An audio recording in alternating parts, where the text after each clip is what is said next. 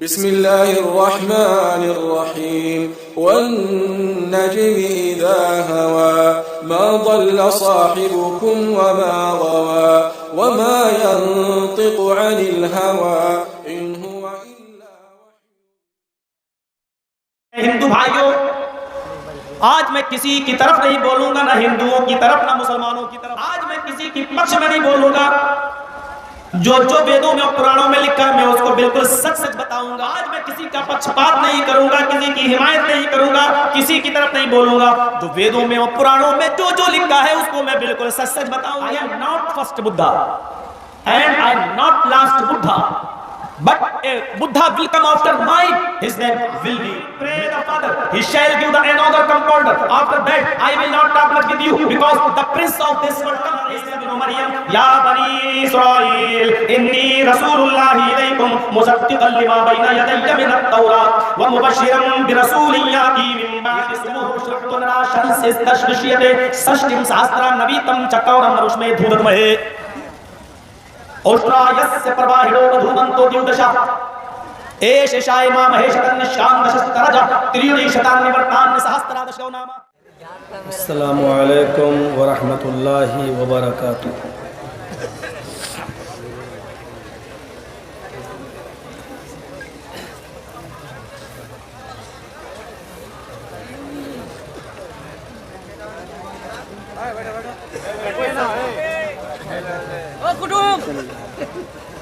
बाढ़ले जा बस कुर्सी थे এটা শান্তি তো বসে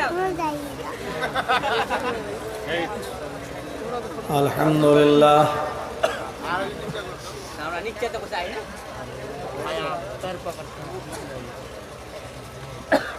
अल्हम्दुलिल्लाह नहमदुहु व नस्तईनुहु व नस्तगफिरुह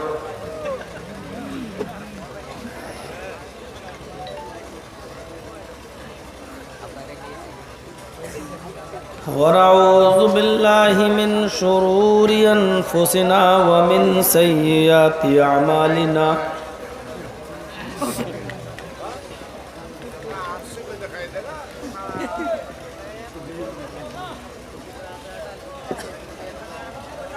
मन यहदिहिल्लाहु फला मुज़िल्ल लहु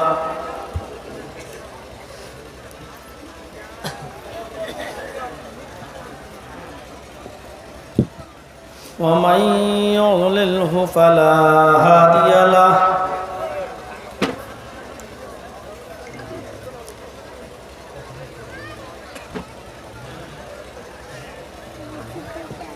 व अशहदु अल्ला इलाहा इल्लल्लाहु वहदहु ला शरीक लहु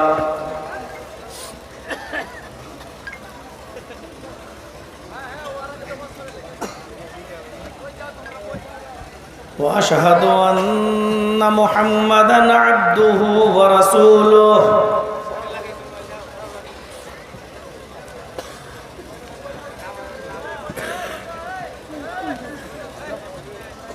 अम्मा बाद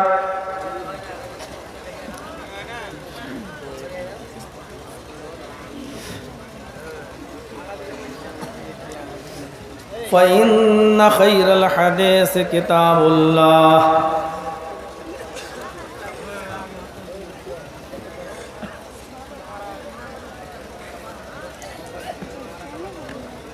व खैरल हदी हदी मुहम्मदिन सल्लल्लाहु अलैहि वसल्लम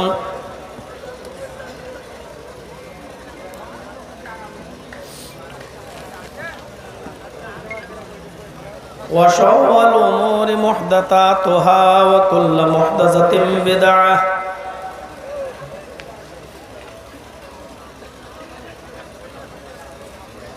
व कुल्लु बिदअतिन ज़लालह व कुल्लु ज़लालतिन फिन्नार।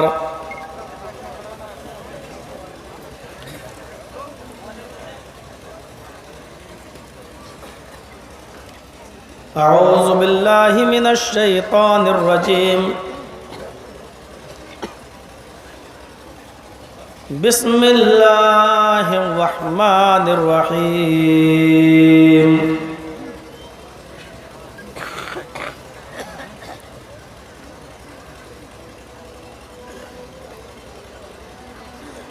वइज़ क़ाल ईसा इब्नु मरियम या बनी इसराईल इन्नी रसूलुल्लाहि इलैकुम मुसद्दिक़न लिमा बैना यदैया मिनत-तौरात व मुबश्शिरन बिरसूलिन याती मिन बअदि इस्मुहु अहमद।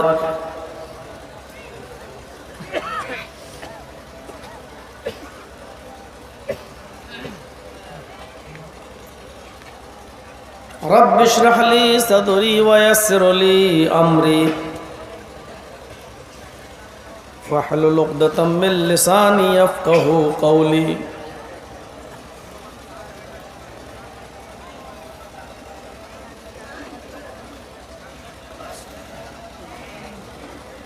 इजलास के मुअक्कर सदर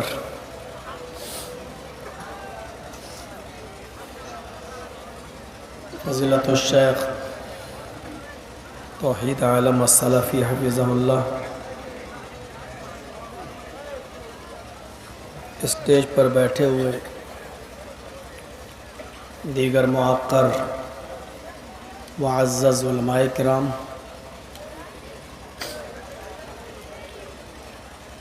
क़ुर्ब व जवार अतराफ़ व अकनाफ़ से आए हुए मुअज़्ज़ज़ सामईन, पर्दा नशीन इस्लामी ख़वातीन, प्यारी माँ और बहनों, कौम व मिल्लत के लायक वर नौजवानों और मुस्तक़बिल के होनहार अज़ीज़ बच्चों, आपका आज का ये इजलास जो यहाँ मुनक़्क़िद हो रहा है, इस प्रोग्राम को हमसे बार बार ज़िद और इसरार करके जिस शख्सियत ने लिया है वो हमारे नहायत ही अज़ीज़ दोस्त हैं डॉक्टर मोहम्मद सलीम साहब, जिन्होंने बार बार फ़ोन किया। किशनगंज में जब भी मैं हलीम चौक गया उन्होंने इसरार किया। बहरहाल आज की ये तारीख़ उनको मैंने दी और मुतय्यना तारीख़ पर ये प्रोग्राम उन्होंने मुनक़्क़िद किया। थोड़ा टाइम कम मिला आपको, लेकिन इतने कलील वक्त में जलसा कमेटी को मुबारकबाद देनी चाहिए कि उन्होंने इतना अज़ीमुश्शान इजलास यहाँ रचाया। अल्लाह रब्बुल आलमीन इस इजलास कराने वालों को और इस इजलास के कराने में जिन लोगों ने जिस किस्म का भी ताउन किया है, उन ताउन करने वालों को अल्लाह रब्बुल आलमीन दिन दूनी और रात चौगुनी तरक्की अता फ़रमाए, उनके कारोबार में बरकत अता फ़रमाए, उनके रिज़्क़ में बरकत अता फ़रमाए और उनको मज़ीद दीनी काम करने और दीनी काम में बढ़ चढ़ कर हिस्सा लेने की तौफ़ीक़ अता फ़रमाए।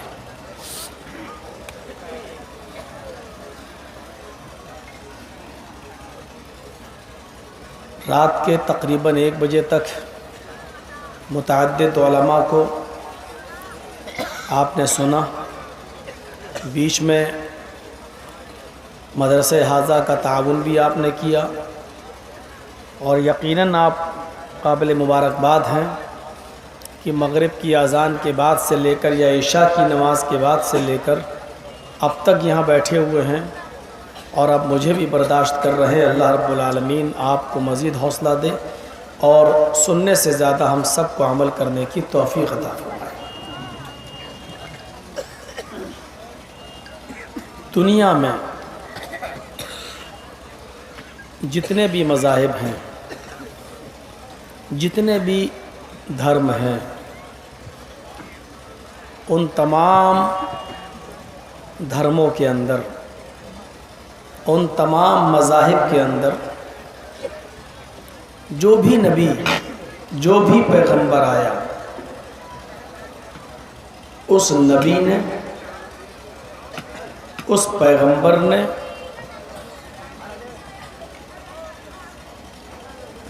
आखिरी नबी जनाब मोहम्मद रसूलुल्लाह सल्लल्लाहु अलैहि वसल्लम के बारे में ज़रूर कुछ न कुछ पेशीन गोई किए हैं, भविष्यवाणी की है। ये बात मैं बिबांग के दोहल कह सकता हूँ, बल्कि चैलेंज के साथ कह सकता हूँ कि दुनिया में कोई एक ऐसा धर्म आज की तारीख में भी ऐसा नहीं है कि जो धर्म जिंदा हो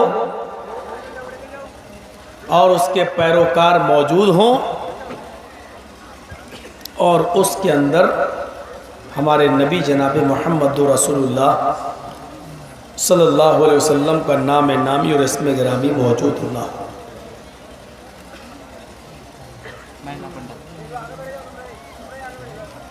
यहूदियत में, ईसाईयत में, सिख इज़्म में, जैन इज़्म में और ख़ास तौर पर बुद्ध इज़्म के अंदर भी मोहम्मद रसूलुल्लाह सल्लल्लाहु अलैहि वसल्लम का नाम है। और हिंदू धर्म की तो मैं बात ही नहीं कर रहा हूँ,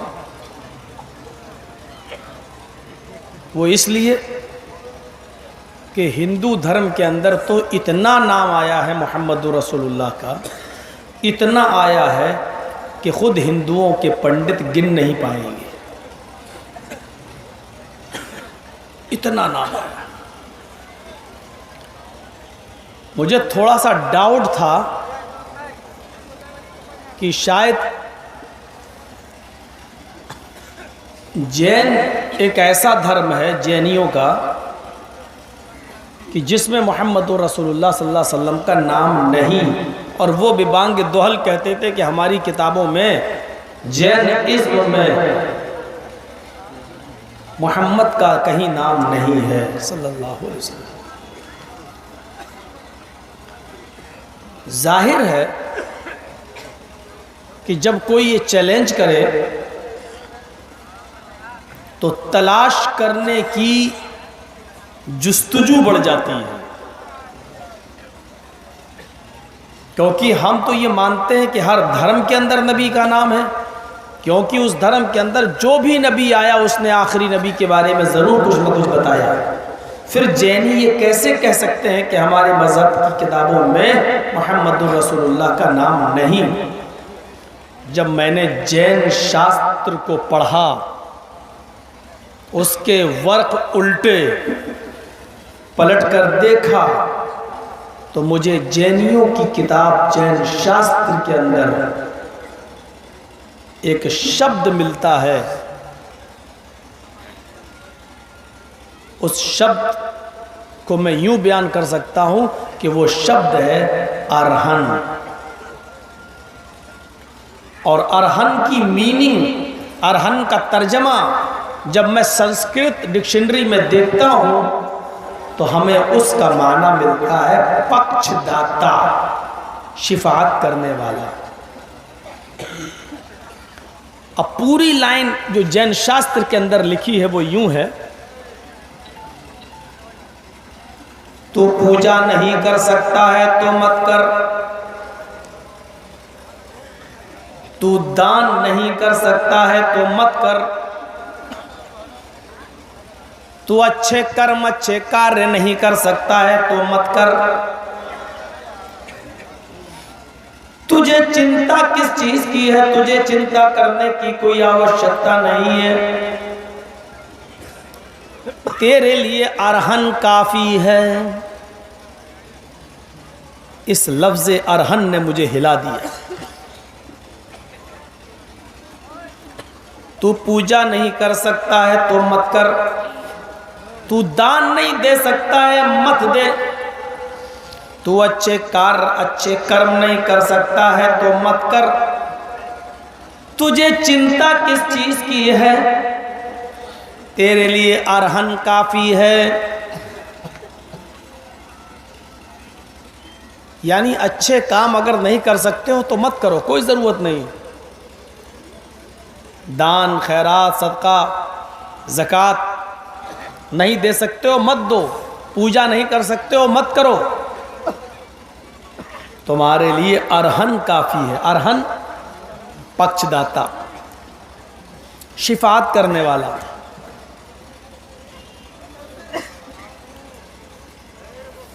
आदमी पूजा नहीं करेगा तो गुनाहगार हुआ, अच्छा कर्म नहीं करेगा तो गुनाहगार हुआ, दान और खैरात नहीं करेगा, ज़कात नहीं देगा अपने माल की पूरी तो गुनाहगार हुआ। फिर भी कह रहे हैं महावीर जी कि तेरे लिए अरहन काफ़ी है, यानी गुनाहगारों को की शिफात करने वाला काफ़ी है, पक्षदाता। मुहम्मदुर रसूलुल्लाह सल्लल्लाहु अलैहि वसल्लम के जो नाम हदीसों में बताए गए हैं, उन नामों में एक नाम शफ़ीउल मुज़नबीन भी है, गुनाहगारों की शिफात करने वाला। अब आप सटीक मिलाइए और टेली कीजिए और देखिए। तू पूजा नहीं कर सकता है तो मत कर। हालांकि मोहम्मद रसूलुल्लाह ने कभी नहीं कहा कि तू नमाज नहीं पढ़ सकता तो मत पढ़, सदका और खैरात नहीं कर सकता है तो मत कर, ये कहीं नहीं कहा। लेकिन ये देखिए यहाँ, तू पूजा नहीं कर सकता है तो मत कर, तू दान नहीं दे सकता है तो मत दे, तू अच्छे कर्म नहीं कर सकता है तो मत कर, तुझे चिंता किस चीज की है, तेरे लिए अरहन काफी है। यानी इन तमाम गुनाह करने के बावजूद भी तुझे चिंता करने की जरूरत नहीं है, तेरे लिए इन गुनाहों से शिफात करने वाला, सिफारिश करने वाला काफी है, यानी शफीउल मुज़नबीन। अरहन का मतलब शफीउल मुज़नबीन। जिसको तुम अरहन कह रहे हो, मेरे जैनी भाइयों, मेरी आवाज तुम्हारे कानों तक जा रही हो तो सुनो, और नहीं जा रही हो तो आजकल सोशल मीडिया बहुत आम हो चुकी है, वो तुम्हारे घरों में घुसकर तुम्हारे कानों तक ये आवाज पहुंचाएगी। यूट्यूब खोलोगे, सुनना पड़ेगी तुम्हें। अल्लाह ताला ने देखो कैसा थप्पड़ मारा है, जो लोग सुनने से भागते थे सुनेंगे नहीं, उनके घरों तक पहुंचा दिया। जाओ, ईजाद तुम करो, यूट्यूब गूगल बनाओ तुम, घुसेंगे हम।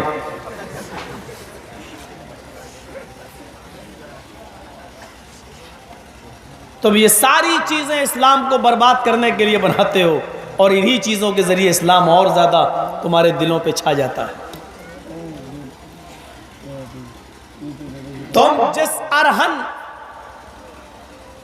का विचार अपने मस्तिष्क में और अपने दिमाग में लिए बैठे हो, वही मुहम्मदुर रसूलुल्लाह है, जिनका एक नाम शफीउल मुज़नबीन भी है। ये नाम जैनियों की किताबों में भी आया है। सिखों को बड़ा गुरूर था कि हमारे मजहब में, हमारे धर्म में सिवाय गुरु नानक के और किसी का नाम नहीं है। मैंने तफ्तीश की, झांका, किताबें उल्टी और पलटी, मुझे सिखों की एक किताब मिली जिसका नाम है गुरु ग्रंथ। उस किताब के सफ़ा नंबर 485 पर मेरी नजर पड़ी। उस सफ़े पर 485 पर लिखा हुआ है, दहटा नूरे मोहम्मदी दहटा नबी रसूल, दहटा नूरे मोहम्मदी दहटा नबी रसूल, नानक देख कुदरत गए सभी भूल।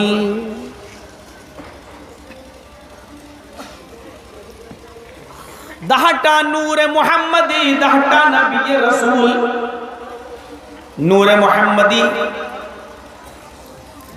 मोहम्मद जो नूर लेकर आए, यानी कुरान की तरफ इशारा है, वो नबी रसूल, नूर मोहम्मदी के साथ चमका, यानी जो नूर लेकर आया, जो कुरान की शिक्षा और जो कुरान की तालीमात लेकर इस संसार में, इस विश्व में, इस दुनिया में आया।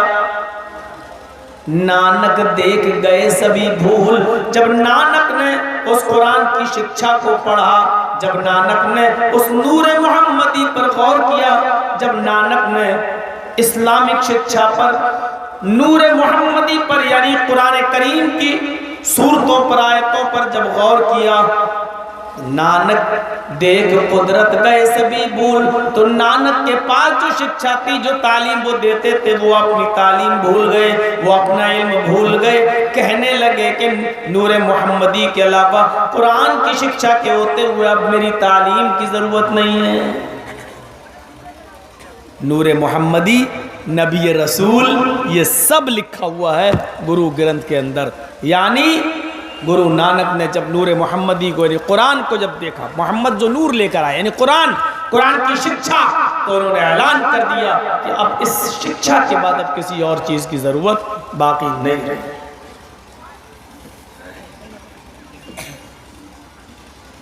अब सवाल ये पैदा होता है कि मौलाना साहब, जब जैनियों की किताबों में हमारे नबी का नाम है, सिखों की किताबों में भी हमारे नबी का नाम है, तो फिर ये लोग मानते क्यों नहीं, इनको दिखता क्यों नहीं है? तो इसका सिंपल और एक सीधा सा जवाब ये है कि जब कुरान के अंदर मज़ारों की पूजा मना है, मुर्दों को आप सुना नहीं सकते, कुरान में लिखा है बेटा बेटी मांगना, गैरों के पास जाना और उनके आस्थानों पे जाना, ये सब नाजायज़ है, तो फिर मुसलमान क्यों नहीं मानता? क्या इनको दिखता नहीं?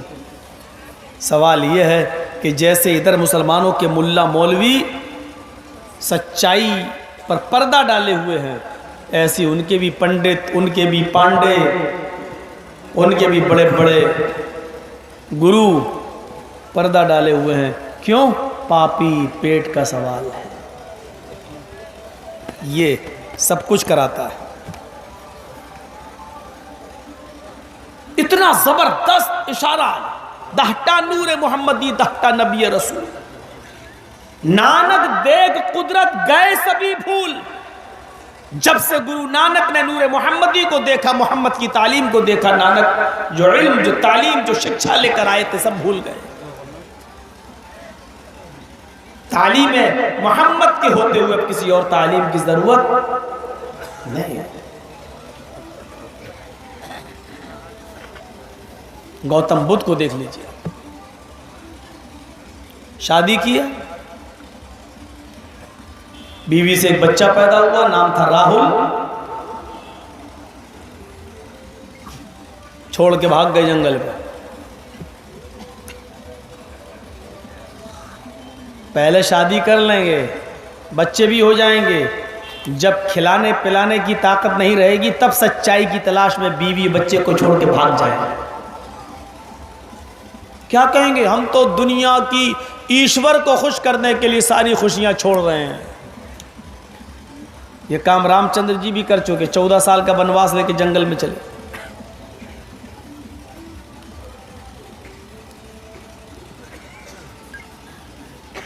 गौतम बुद्ध सच्चाई की तलाश में जंगलों में फिरे, अपने बीवी बच्चों की तरफ मुड़ के नहीं देखा। लेकिन गौतम बुद्ध ने भी एक अच्छी बात कही है, और बुद्धिज्म के अंदर ये चीज आज भी लिखी हुई है कि गौतम बुद्ध ने अपने मरने से पहले एक जुमला कहा था, और वो जुमला था, I am not first Buddha and I am not last Buddha, but a Buddha will come after mine. His name will be Maitreya. His name will be Maitreya. ये मैत्रेय का शब्द आज भी बुद्धिज्म के अंदर मौजूद है। I am not first Buddha, मैं पहला बुद्धा नहीं हूं। बुद्धा मानी महापुरुष, रसूल, नबी, अवतार, पैगंबर। आई एम नॉट फर्स्ट बुद्धा, मैं पहला रसूल, पहला बुद्धा, पहला महान पुरुष नहीं हूं। And I am not last Buddha, और मैं आखिरी भी नहीं हूं। मुझसे पहले भी बहुत आए, मेरे बाद भी आएंगे। मैं पहला भी नहीं हूं, आखिरी भी नहीं हूं। But A Buddha will come after mine, एक बुद्धा, एक महान पुरुष मेरे बाद आएगा। His name will be मित्र, उसका नाम होगा मित्र, कृपालु, दयावान,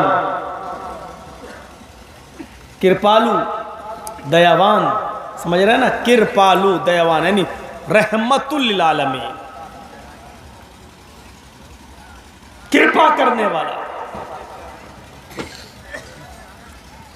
गौतम बुद्ध ने अंतिम ऋषि मोहम्मद रसूलुल्लाह के बारे में कहा, जो सबसे लास्ट में आएगा उसका नाम क्या होगा?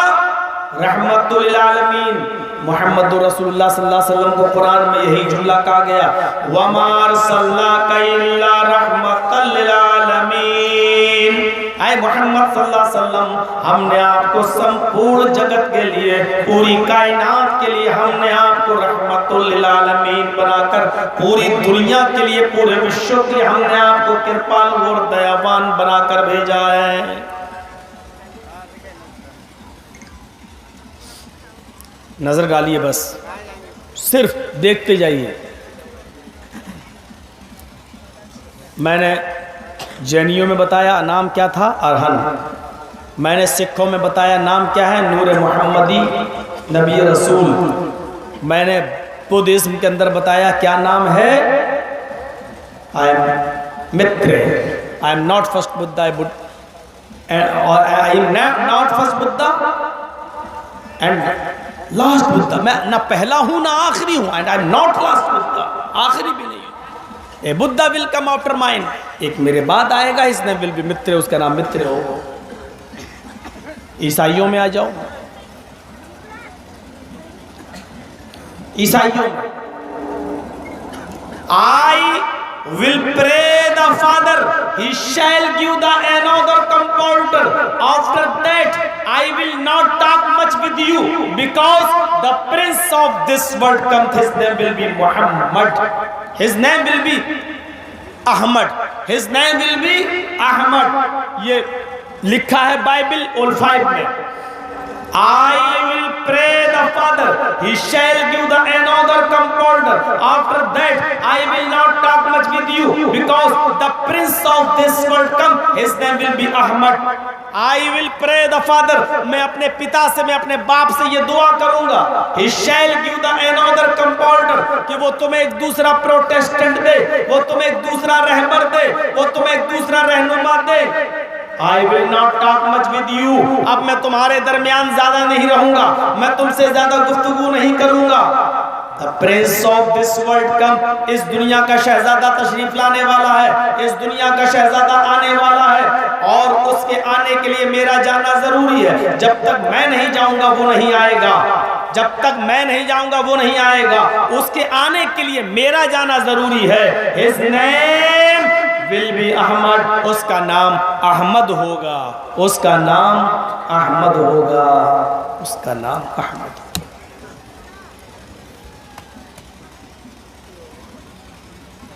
ये ईसा अलैहिस्सलाम ने कहा था, उसका नाम अहमद होगा। कुरान ने ईसा अलैहिस्सलाम के इन्हीं जुमलों को रिकॉर्ड कर लिया। वइज़ क़ाला ईसा इब्न मरियम या बनी इस्राईल इन्नी रसूलुल्लाहि इलैकुम मुसद्दिक़न लिमा बैना यदैया मिनत तौरात व मुबश्शिरन बिरसूलिन याती मिन बाद इस्मुहु अहमद। वइज़ क़ाला ईसा इब्न मरियम, और जब ईसा मरियम के बेटे ईसा ने कहा, या बनी इस्राईल, आए इस्राइल के बेटो, आए इस्राइल के बेटो, या बनी इस्राईल, आए बनी इस्राइल, आए इस्राइल के बेटो, इन्नी रसूलुल्लाहि इलैकुम, मैं तुम सबकी तरफ अल्लाह का रसूल बनाकर भेजा गया हूँ। मैं तुम सब की तरफ अल्लाह का पैगंबर बनाकर भेजा गया हूँ। मुसद्दिक़न लिमा बैना यदैया मिनत तौरात, मुझसे पहले जो किताब नाजिल हुई तौरात, मैं उसकी पुष्टि करता हूँ, मैं उसकी तस्दीक करता हूँ।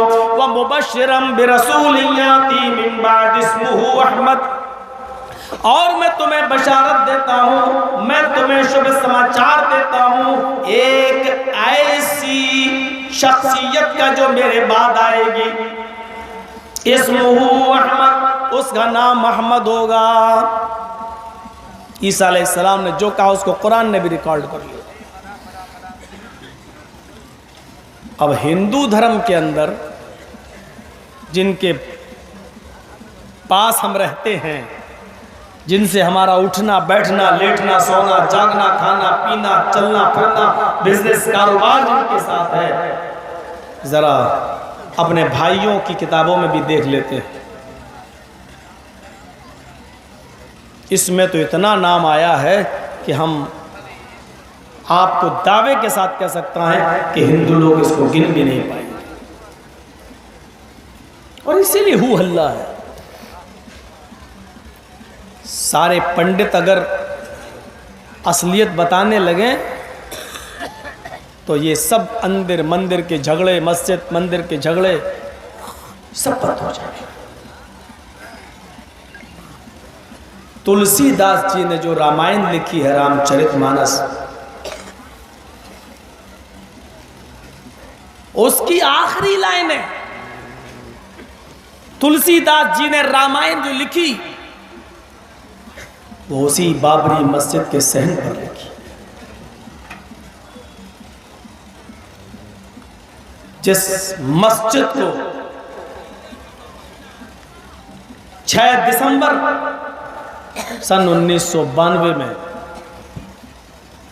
सुप्रीम कोर्ट के कहने के मुताबिक गैर कानूनी तरीके से, गैर संवैधानिक तरीके से जिसको मिसमार कर दिया गया और तोड़ दिया गया और शहीद कर दिया गया, और उनको तोड़ने वाले सब मुजरिम, ये सुप्रीम कोर्ट के मुताबिक उस मस्जिद की सहन पर रामचरितमानस को लिखा था तुलसीदास जी ने। लेकिन ताज्जुब यह है कि पूरी रामायण पढ़ जाएं, योगी जी भी पढ़ जाएं, मोदी जी भी पढ़ जाएं, इनको तो 2 लफ्ज नहीं आते हैं। बीए फेल है बेचारा, बना दिया प्रधानमंत्री। केजरीवाल तो कहता हाई स्कूल फेल है, हमने तो फिर भी बीए मान लिया। रामचरितमानस पूरी रामायण पढ़ जाइए जो मस्जिद के सहन पर लिखी है तुलसीदास जी ने, लेकिन पूरी रामायण में कहीं उन्होंने इस बात का जिक्र नहीं किया कि रामचंद्र जी यहां पैदा हुए थे।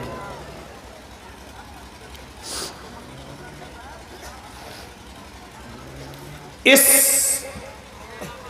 के 12वें अध्याय के चंद श्लोकों का तर्जमा संग्राम पुराण के अंदर किया है तुलसीदास जी ने, और उसको आसान, ये कौन सो रहा है यहाँ? ये तो जनरेटर चला रहा है यार बड़ी तेज। जो सो रहा है उसको रूम में भेज दो भाई। वो आसान हिंदी जबान में जो तर्जमा किया उसको सुनिए। तुलसीदास जी ने ऐसे सो रहा है कि पैजामा भी कोई खोल दे तो उसको पता नहीं चलेगा।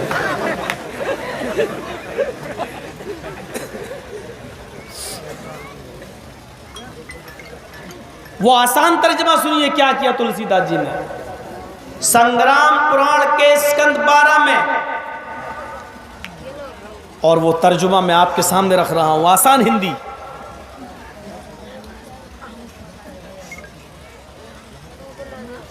यहां पक्षपात कुछ न राखूं, यहां पक्षपात कुछ न राखूं, वेद पुराण सत सत भाकूं। देश अरब भरग लता सहाय, सोतियल भरंग तो सुनो घगुराए।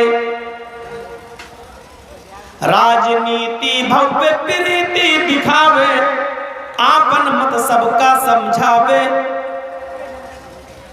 तब तक मत दी कोया, तब तक मत दी कोया, बिना महामद पार न होया। तुलसीदास जी के इन शब्दों पर गौर कीजिए, जो संग्राम पुराण के स्कंद 12 के अंदर लिखे हुए हैं। तुलसीदास जी अपनी पूरी हिंदू बिरादरी को कह रहे हैं, हिंदू भाइयों, आज मैं किसी की तरफ नहीं बोलूंगा, ना हिंदुओं की तरफ ना मुसलमानों की तरफ। आज मैं किसी की पक्ष में नहीं बोलूंगा। जो जो वेदों में और पुराणों में लिखा है मैं उसको बिल्कुल सच सच बताऊंगा। यहां पक्षपात कुछ ना राखूं, वेद पुराण सत सत भाकूं। आज मैं किसी का पक्षपात नहीं करूंगा, किसी की हिमायत नहीं करूंगा, किसी की तरफ नहीं बोलूंगा। जो वेदों में और पुराणों में जो जो लिखा है उसको मैं बिल्कुल सच सच बताऊंगा।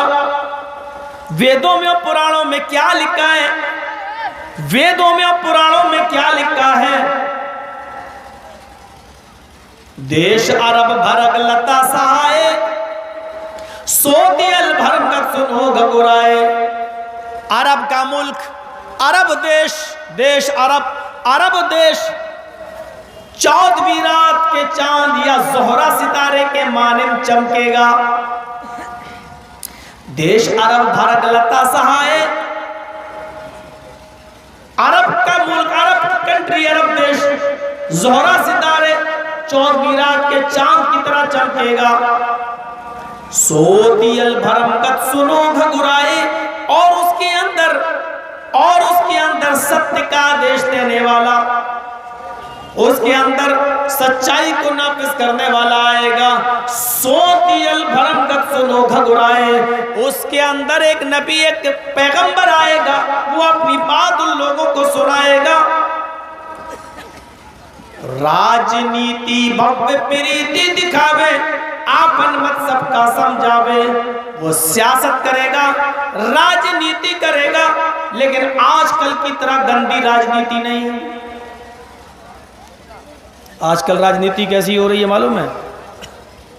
जब मनमोहन सिंह की सरकार थी तो यही स्मृति ईरानी चूड़ियां लेके पहुंच गई थी मनमोहन सिंह को पहनाने के लिए। प्याज इतने रुपए किलो हो गई।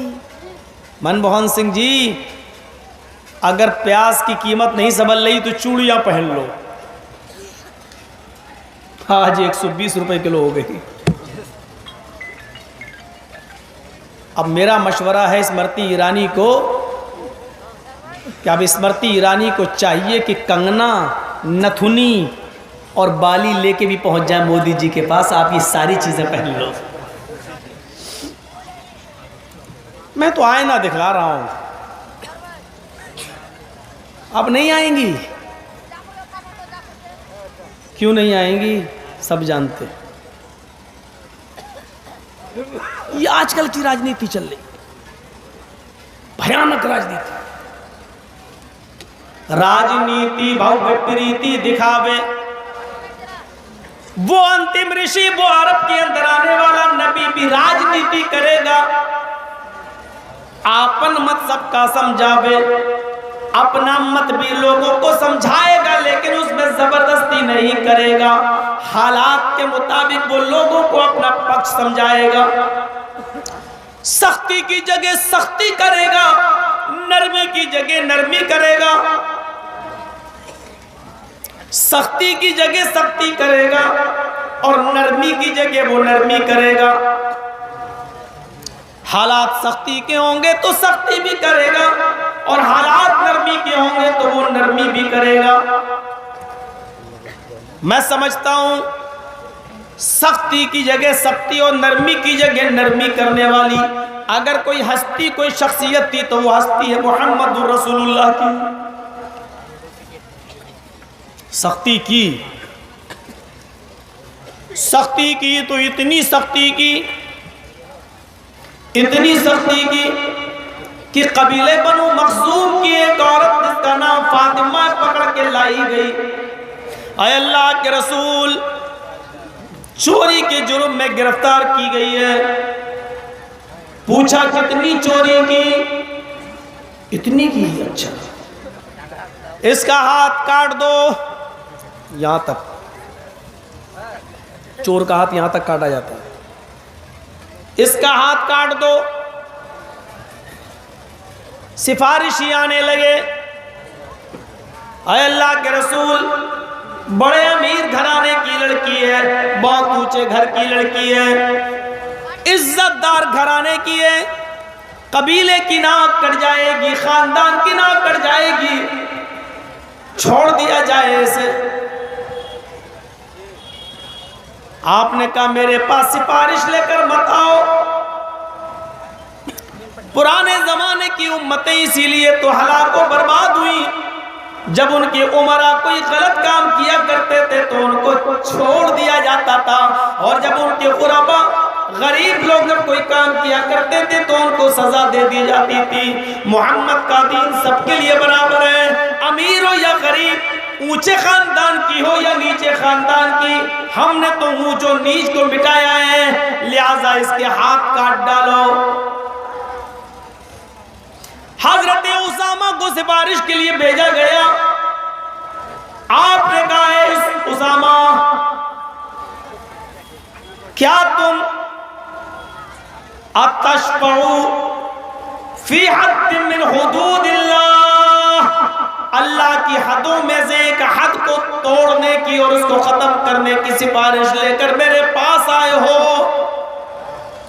आए उसामा, तुम मेरे करीबी जरूर हो, लेकिन तुम्हारी सिफारिश मानकर मैं शरीयत का खून नहीं कर सकता, इंसाफ का मर्डर नहीं कर सकता। जाओ इसका हाथ काट डालो। उस लड़की का, फातिमा मखजूमिया का हाथ काट डाला गया। एक दो दिन के बाद लोगों ने कहा अल्लाह के नबी, काफिर बड़ा मजाक उड़ा रहे हैं, तुम्हारे यहाँ शरीफ और इज्जतदार घराने की लड़कियां भी महफूज नहीं है, मोहम्मद उनका भी हाथ काट देता है, इतने ऊंचे घराने की लड़की का भी हाथ काट डाला गया है, हम इनको क्या जवाब दें? ये हमें चिढ़ा रहे हैं। मोहम्मद रसूलुल्लाह का जवाब ये था, मेरे साथियों, वो कबीले बनु मखसूम की लड़की थी जिसका हाथ काटने का हमने हुक्म दिया और उसका हाथ काट डाला गया। बहुत बड़ी बात हो गई। लोगों ने इसको दूसरे तरीके से पेश किया, अगर उस लड़की की जगह पर मेरी अपनी बेटी होती, उस लड़की की जगह पर मेरा अपना खून होता, मेरी अपनी बेटी होती, लौ अन्ना फातिमा बिन्त मुहम्मद सरकत लक़तअतु यदहा, अगर उसकी जगह पर मेरी अपनी लख्त जिगर, मेरी अपनी बेटी होती, मेरा अपना खून होता, तो मैं उस बेटी का, अपनी बेटी फातिमा का भी हाथ काट डालता। जाओ इन काफिरों से कह दो जो कुछ हुआ सही हुआ, मेरी अपनी बेटी होती तो मैं उसका भी हाथ काट डालता। सख्ती देख रहे हैं, काट दिया। कोई छूट नहीं है। अपनों के साथ भी आपने सख्ती की है। जंगे बदर के अंदर जब 70 सहाबा, जब 70 काफिर कैद करके लाए गए, तो आपको मालूम होगा उन 70 काफिरों में मोहम्मद रसूलुल्लाह के सगे चचा हजरत अब्बास भी अरेस्ट होकर आए, गिरफ्तार करके लाए गए। 70 काफिरों के पैरों में बेड़ियां डाल दी गई, अब्बास के पैरों में भी बेड़ियां डाल दी गई कि रात में कहीं भाग न जाएं। अल्लाह के रसूल जब रात में उठते, कैदियों का मुआयना करते, किसी को कोई तकलीफ तो नहीं है, खाना पीना मिला या नहीं, भूखे तो नहीं है। जब आप कैदियों का मुआयना करने आए तो देख रहे हैं रात की तारीकी में काफिर कैदी सोए हुए हैं, पैरों में बेड़ियां पड़ी हुई हैं, लेकिन सोए हुए हैं। लेकिन उनके चचा अब्बास के कराहने की आवाज आती है, उनके चचा अब्बास रो रहे हैं। उनके पैर बुढ़ापे की वजह से वो पैरों की बेड़ियां टाइट हैं और उनका पैर सही से नहीं फैल पा रहा है। जब वो पैर फैलाते हैं तो उनको दिक्कत होती है, उनको तकलीफ होती है। ये दुख देखकर अपने चचा अब्बास की ये तकलीफ देखकर नबी अकरम की आंखों में आंसू आ गए। आप रो दिए, लेकिन आप सीधे अपने खेमे में चले गए। कुछ सहाबा ने देख लिया नबी को रोते हुए। उन्होंने सोचा इनके चचा अब्बास के पैरों में बेड़ियां टाइट हैं और आप अपने चचा की तकलीफ की वजह से रोए। तो एक सहाबी ने चचा की बेड़ियां ढीली कर दी। थोड़ी देर के बाद अल्लाह के नबी फिर उठे, कैदियों को देखने के लिए जा रहे हैं। तो क्या देखते हैं कि मेरे चचा अब्बास सोए हुए हैं। इनके पैरों में बेड़ियां जो टाइट थी ढीली किसने कर दी? आपने सारे सहाबा को उठाया। पैरों की बेड़ी मेरे चचा की ढीली किसने की? एक सहाबी बोले अल्लाह के रसूल मैंने। कहा क्यों? कहा अल्लाह के नबी ये पैर फैलाते थे, इनको तकलीफ होती थी, और जब इनको तकलीफ होती थी तो आपको तकलीफ होती थी।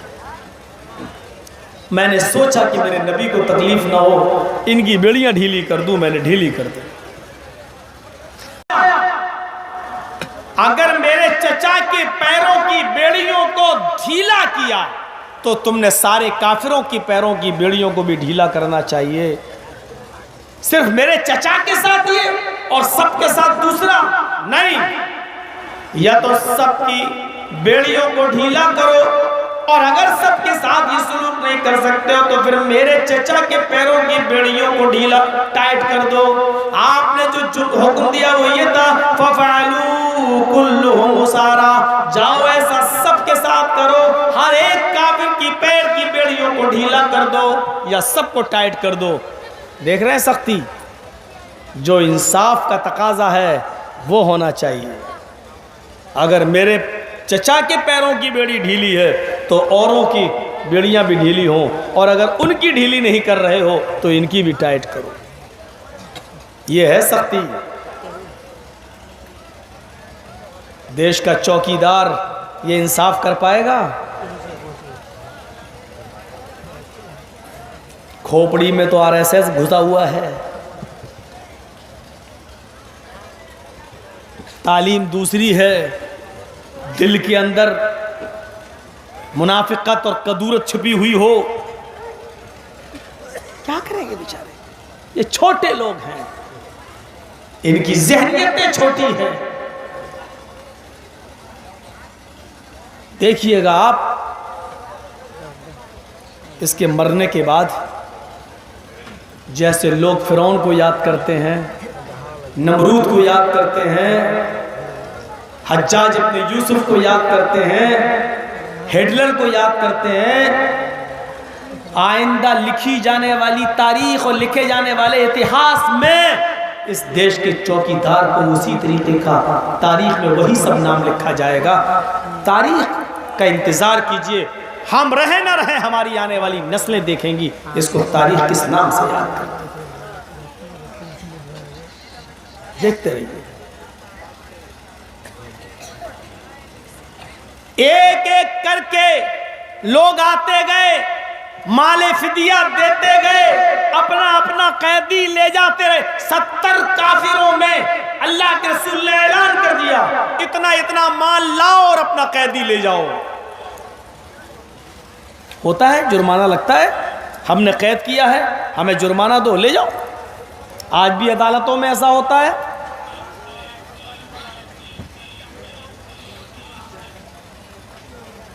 सारे लोग छूट गए।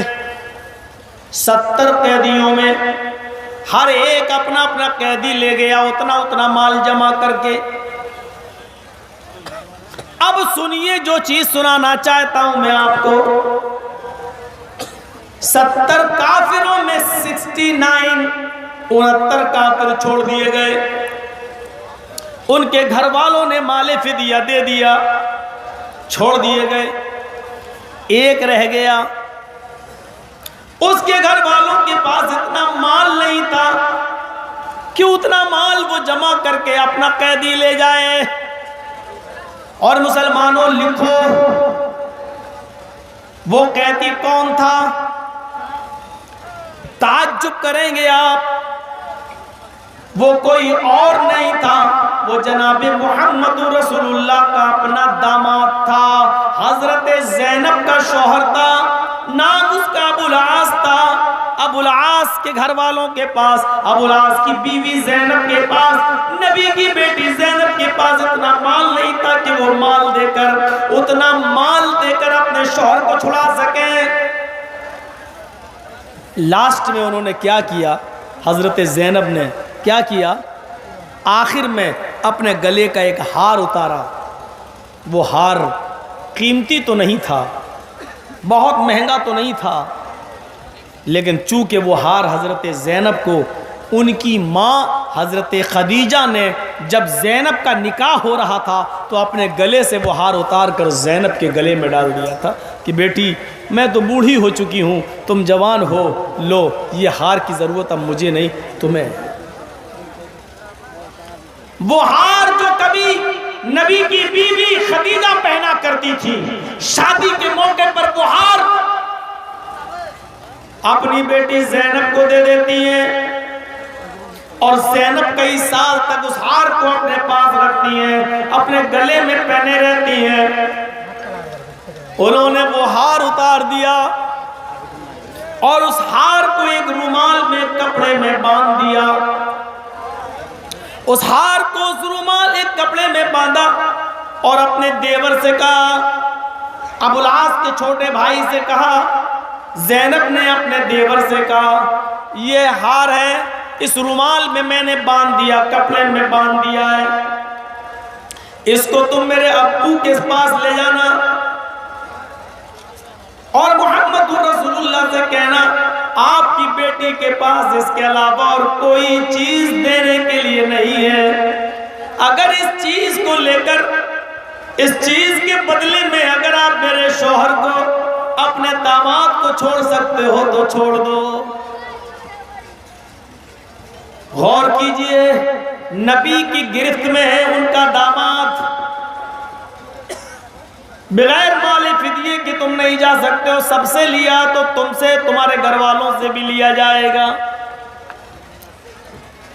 इधर हमारे देश का चौकीदार, उसकी नाक के नीचे से विजय माल्या फरार हो जाता है, ललित मोदी भाग जाता है, आज भी सरेंडर करवाया हुआ है, दिखाने के लिए दुनिया को झूठा केस लंदन की कोर्ट में चलवा रहा है।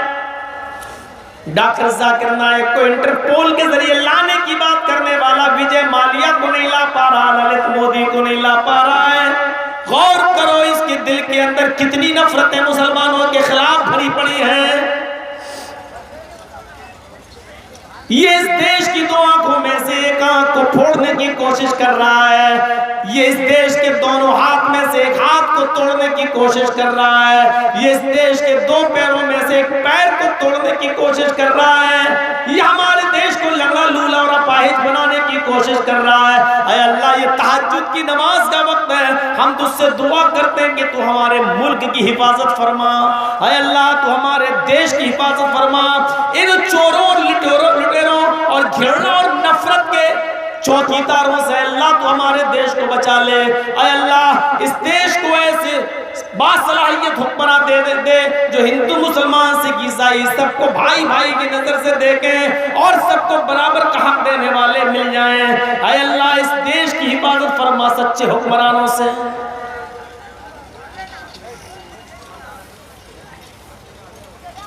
ज़ैनब का देवर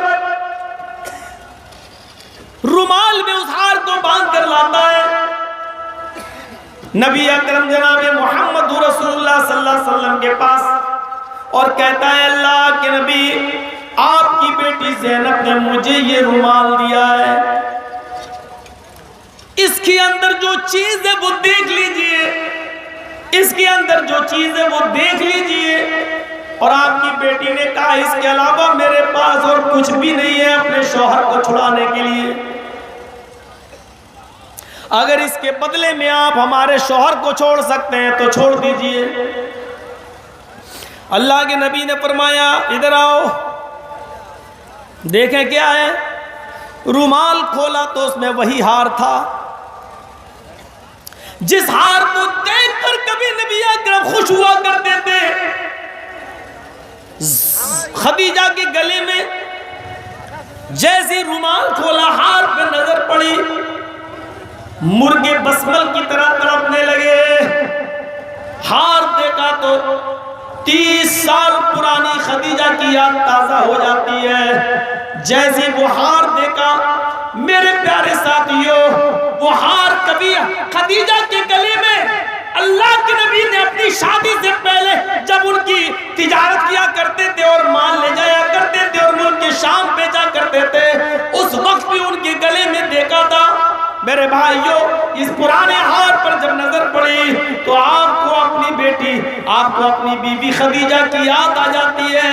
खदीजा ने जब वो हार उतार कर ज़ैनब को पहनाया, वो मंजर भी नबी अकरम को याद आ जाता है। आपने जैसे ही उस हार पर नजर डाली, आपकी आंखों में आंसू आ जाते हैं, खदीजा की याद में तड़पने लगते हैं। आपने फौरन उस हार को उसी रुमाल में बांधा और ज़ैनब के देवर से कहा ये हार मेरी बेटी को वापस कर देना, ये हार मेरी बेटी ज़ैनब को दे देना और कह देना बेटी ज़ैनब, तेरे बाप का कलेजा इतना बड़ा नहीं है, तेरे बाप का दिल इतना बड़ा नहीं है जो अपनी बेटी के गले से उसकी माँ की निशानी ले सके, उसकी माँ की दी हुई निशानी को छीन सके।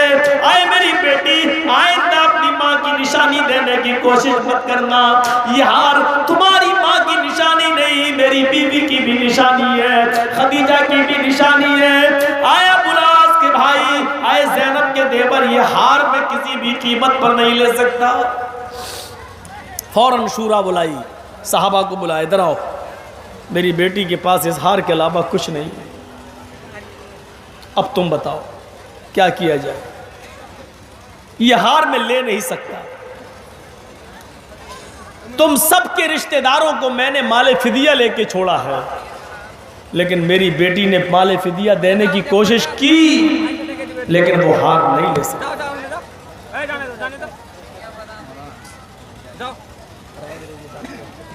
तुम जाओ ना, मैं आके कोई हटाई के दिए जाओ।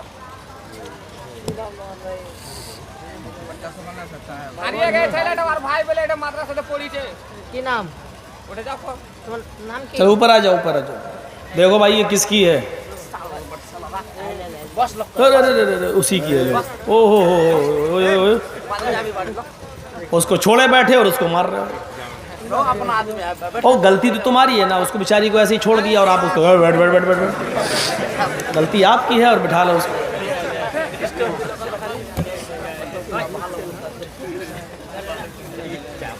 तो सुनिए, नबी अकरम सल्लल्लाहु अलैहि वसल्लम ने कहा कि मेरे सहाबियों, ये हार मैं नहीं ले सकता। अगर तुम्हारी इजाजत हो, तुम सबका मशवरा हो, तो मैं ज़ैनब के शौहर को बगैर माले फिदिये के छोड़ दूँ। सब ने कहा अल्लाह के रसूल, हमारी तरफ से पूरी इजाजत है। आपने ज़ैनब के शौहर को छोड़ दिया, लेकिन जानते हो ज़ैनब के शौहर को छोड़ा जरूर, अबुल आस को छोड़ा जरूर, लेकिन छोड़ते हुए ये भी कह दिया आए अबुल आस, तुम्हारे घर वालों पर और तुम्हारी बीवी के पास माले फिदिया नहीं था, मैंने छोड़ दिया, लेकिन एक काम तुम करो, मैं उसी को फिदिया समझ लूंगा, मैं उसी को माल समझ लूंगा। कहा क्या?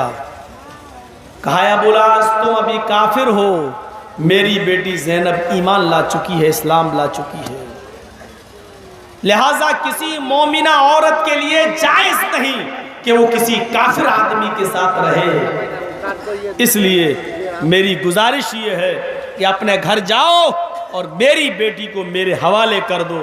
अगर तुम मेरी बेटी को मेरे हवाले कर दोगे तो मैं समझ लूँगा कि तुमने माल दे दिया, यही माल फिदिया हो जाएगा हमारे लिए। अबुल आस ने इस शर्त को कबूल कर लिया। वो अपने घर गए और ज़ैनब को ये बात बताई। ज़ैनब तैयार हो गई और ज़ैनब को उन्होंने अल्लाह के रसूल के पास भेज दिया। जब ज़ैनब को अल्लाह के नबी के सुपुर्द कर रहे थे तो ये फरमा रहे थे, अबुल आस, अल्लाह के नबी, ये मेरी अमानत है ज़ैनब, जो आपके पास है, जो आपके पास है। अगर मैं इस्लाम ले आऊं, अगर मैं ईमान ले आऊं तो मेरी अमानत को मेरे हवाले कर देना। अल्लाह के नबी ने फरमाया, अबुल आस, तुम्हारी बीवी ये मेरे पास तुम्हारी अमानत है, मैं इसकी हिफाजत करूंगा और तुम्हारे इस्लाम के लाने का इंतजार करूंगा। जब तुम इस्लाम ले आओगे तो फिर मैं तुम्हारी अमानत को तुम्हारे हवाले कर दूंगा। फिर कुछ दिनों तक अल्लाह के नबी ने इंतजार किया और हजरत अबुल आस भी कुछ दिनों के बाद इस्लाम ले आए। जब इस्लाम ले आए तो अल्लाह के नबी जनाब मोहम्मद रसूलुल्लाह सल्लल्लाहु अलैहि वसल्लम ने उसी महर पर जो पहले बंधा हुआ था, उसी महर पर निकाह जदीद के बाद निकाह जदीद के जरिए दूसरा निकाह पढ़ाकर हजरत ज़ैनब को अबुल आस के पास रवाना कर दिया। महर वही रहा पुराना वाला, लेकिन निकाह जदीद हुआ। इस्लाम ले आए इसलिए दोबारा निकाह करके आपने ज़ैनब को उनके पास भेज दिया। मैं बताना ये चाहता था कि सख्ती देखिए आप।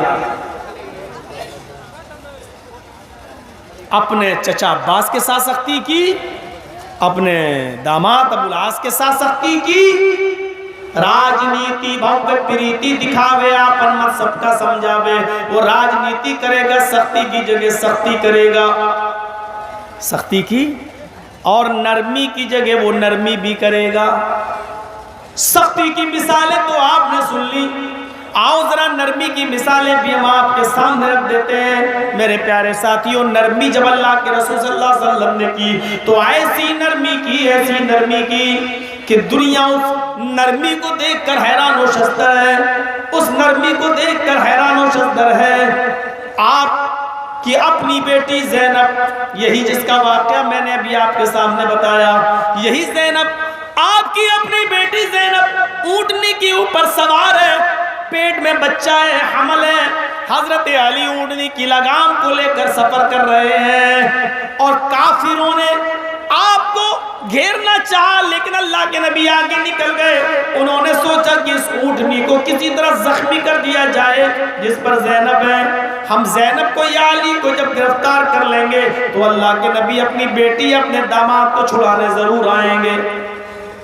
उन काफिरों में एक का निशाना बड़ा तेज था, उसको दुनिया हिबार इब्न अस्वद के नाम से जानती है। कमान में तीर लगाया और जैसे ही उसने तीर ऊँटनी को मारा, लेकिन चलती हुई ऊँटनी को तीर न लगा, निशाना चूक जाता है और वो तीर बजाय ज़ैनब के, बजाय ऊँटनी के लगने के, वो तीर हजरत ज़ैनब के पेट में लगता है। हजरत ज़ैनब का पेट फट जाता है, हजरत ज़ैनब का पेट फट जाता है, बच्चा जमीन के ऊपर गिर जाता है। हजरत ज़ैनब जमीन के ऊपर गिर गई, बच्चा गिरते ही इंतकाल कर जाता है, पेट का बच्चा जमीन पर साक़ित हो जाता है। हजरत ज़ैनब को इसी हाल में उठाकर मदीने लाया गया। अल्लाह के नबी सल्लल्लाहु अलैहि वसल्लम ने अपनी बेटी से पूछा, ज़ैनब तुम्हारा यह हाल किसने किया? जवाब मिला, हिबार इब्न अस्वद ने हमें तीर मारा है। जब उनको पता चला कि मेरे पेट का बच्चा गिर गया, हमल साक़ित हो गया, मेरे पेट का बच्चा मर गया, वो इस दुनिया में नहीं रहा, हजरत ज़ैनब इस सदमे को बर्दाश्त न कर सकी और इसी सदमे से हजरत ज़ैनब का इंतकाल हो गया।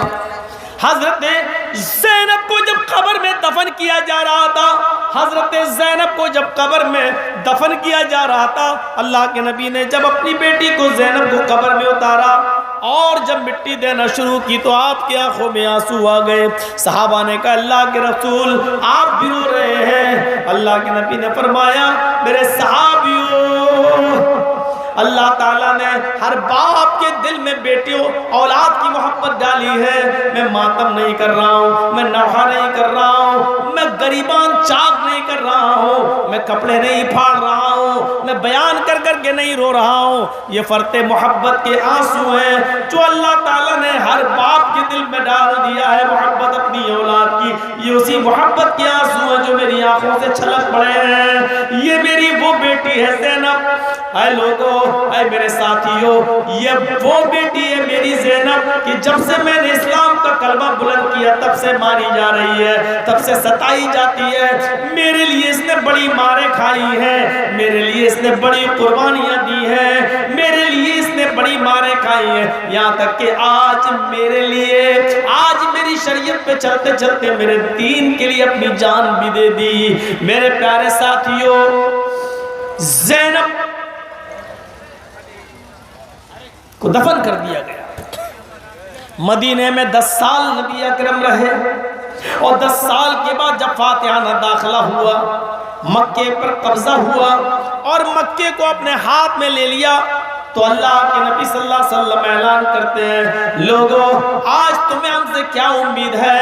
मक्के के काफिरों ने कहा आपने हमेशा खैर का मामला हमारे साथ अपनाया है, आज भी हमें खैर की उम्मीद है। अल्लाह के नबी सल्लल्लाहु अलैहि वसल्लम फरमाते हैं, ठीक है मैं तुम सबको माफ करने के लिए तैयार हूँ, लेकिन मुझे अपने अपना जुर्म बताते जाओ और माफी लेते जाओ।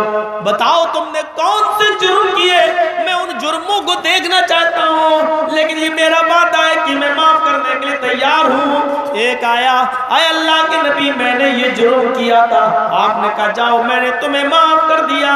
दूसरा आया, अल्लाह के रसूल मुझे भी माफ कर दीजिए, आपने कहा जाओ मैंने तुम्हें भी माफ किया। एक और आया कि अल्लाह के रसूल मुझे भी माफ कर दीजिए, उसने जुर्म बताया, आपने कहा जाओ मैंने तुम्हें भी माफ किया। एक और औरत आई, कहती अल्लाह के नबी मुझे भी माफ कर दीजिए, आपने कहा तुम कौन हो? उसने कहा मेरा नाम हिंदा है। आपने कहा तेरा जुर्म क्या था? उसने कहा अल्लाह के रसूल आपके चचा हजरत हमजा का पेट फाड़ा था, नाक काटी थी, कान काटा था, नाक और कान में धागा डालकर मैंने उसको गले का हार बनाया था, आपके चचा का पेट फाड़ा था, आपके चचा का कलेजा मैंने निकाला था, आपके चचा के कलेजे को मैंने अपने दांतों से चबाया था, खाने की कोशिश की लेकिन खा नहीं सकी, उसको मैंने थूक दिया था। अल्लाह के नबी की आंखों में आंसू और अपने चचा की लाश सामने नजरों के सामने आ गई। आपने हिंदा को कहा, हिंदा जा, आए मेरी चचा की लाश की बेहुरमती करने वाली, जा मैंने तुझे भी माफ कर दिया। जब वो जाने लगी तो आपने फरमाया हिंदा एक बात और सुन ले। का क्या?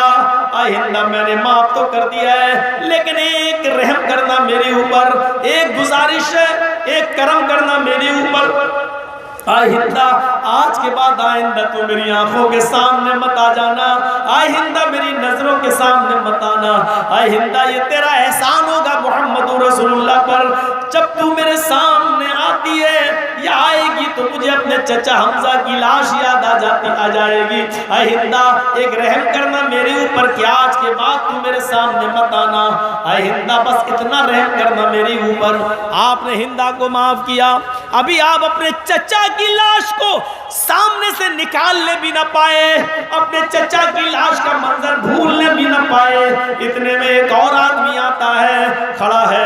आपने कहा तुम कौन हो? उसने कहा अल्लाह के रसूल मैं भी मुजरिम हूँ। आपने कहा माफी मांगने आए हो? उसने कहा हाँ। आपने कहा तुम्हारा जुर्म क्या है? उसने कहा आपकी बेटी ज़ैनब का कत्ल। नबी अकरम ने उसके चेहरे की तरफ नजर डाली, फरमाया तुम शायद हिबार इब्न अस्वद हो। उसने इस बात में जवाब दिया हाँ अल्लाह के रसूल, मैं ऊँटनी को तीर मार रहा था, लेकिन तीर निशाने से चूक कर आपकी बेटी के पेट में लगा। आपने कहा हिबार, मैंने अपनी जख्मी बेटी को अपने हाथों में लिया। हिबार, मैंने उसको अपने हाथों से कब्र में उतारा।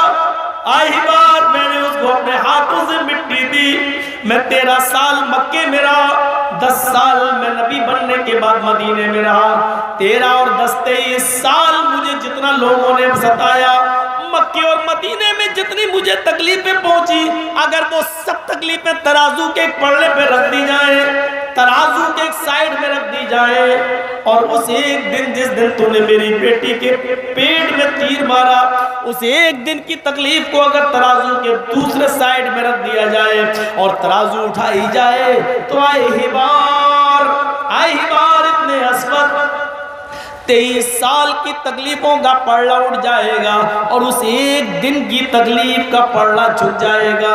लेकिन आए मेरी चौखट पर अफू दरगुजरी की भीख मांगने के लिए आने वाले, रहमो करम की भीख मांगने के लिए आने वाले, जा आए ही बार, जा आए ही बार, जा मैंने आज तुझे भी माफ कर दिया, जा ही बार मैंने तुझे भी छोड़ दिया।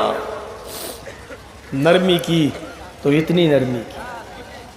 अब तुलसीदास जी ने जो लिखा संग्राम पुराण के अंदर कितना सटीक बैठ रहा है, क्या कोई और भी हो सकता है? राजनीति भव्य प्रीति दिखावे, आपन मत सबका समझावे। वो राजनीति करेगा और राजनीति करने में जैसी भी परिस्थितियां होंगी सख्ती, तो सख्ती करेगा, नरमी तो नरमी करेगा। और इससे भी आगे वाला जुमला गौर करो जिसमें नाम तक लिया तुलसीदास जी ने, और मैंने बताया ना तुलसीदास जी ने वो रामायण जो रामचरितमानस जो लिखी है, वो इसी अयोध्या की सरजमीन पर बाबरी मस्जिद के सहन पर उन्होंने लिखी है। लेकिन पूरी रामायण पढ़ जाइए, पूरी रामायण के अंदर आपको कहीं नहीं मिलेगा कि रामचंद्र जी ने कभी उस मस्जिद को ये कहा हो कि राम का मंदिर तोड़कर ये मस्जिद बनाई गई, कभी उसने जिक्र नहीं किया। कितना प्यार था उस जमाने में कि रामायण रामचरितमानस तुलसीदास जी लिख रहे हैं तो मस्जिद के सहन में लिख रहे हैं। गौर करो ये कौन सा जमाना था, कितना प्यार था। उसी रामायण का पाठ पढ़ाने वाले आज हमें आपस में लड़ा रहे हैं। जो रामायण मस्जिद के सहन में लिखी गई, उसी रामायण पर अमल करने वाले और उसी रामायण को अपनी किताब मानने वाले आज हम लोगों से घृणा और नफरत कर रहे हैं और नफरत की राजनीति करके अपनी कुर्सी चला रहे हैं। सोचिए, तब तक मद कोया, मद मानी मीठी, कोया मानी आवाज, सुरीली आवाज। तब तक मद कोया, जब तक धरती पर मीठी आवाज बाकी रहेगी, जब तक इस रूए जमीन पर मीठी आवाज बाकी रहेगी, यानी सुरीली आवाज बाकी रहेगी, यानी कुरान बाकी रहेगा, कुरान की तिलावत बाकी रहेगी, जब तक दुनिया में कुरान पढ़ा जाता रहेगा। आगे वाले जुमले पर कुर्बान जाऊं, तब तक मद्दी कोया, बिना महामद पार न होया। जब तक मीठी आवाज यानी कुरान इस दुनिया में बाकी रहेगा, उस वक्त तक कोई भी शख्स बिना मोहम्मद के पार नहीं हो सकेगा। उस वक्त कोई भी शख्स बिना मोहम्मद रसूलुल्लाह की शिक्षा के, उनकी बातों पर अमल किए हुए पार नहीं हो सकता, नजात नहीं पा सकता, जन्नत में नहीं जा सकता। ये तुलसीदास जी ने कहा संग्राम पुराण के अंदर। मैंने कहा ना कि हिंदू धर्म के अंदर इतने नाम आए हैं मोहम्मद सल्लल्लाहु अलैहि वसल्लम के कि गिन नहीं पाओगे। नाम के साथ महामद, मोहम्मद, महमिद, आहमिद, अहमद, नराशंस, उन्मा, सर्व उन्मा, मामहे, ये सब नाम है मोहम्मद रसूलुल्लाह के। इदम जनाब श्रुतो नराशंस इस्तश्विष्यते षष्टिम सहस्रा नवीतम चकौरम मरुष्मे धूदतमहे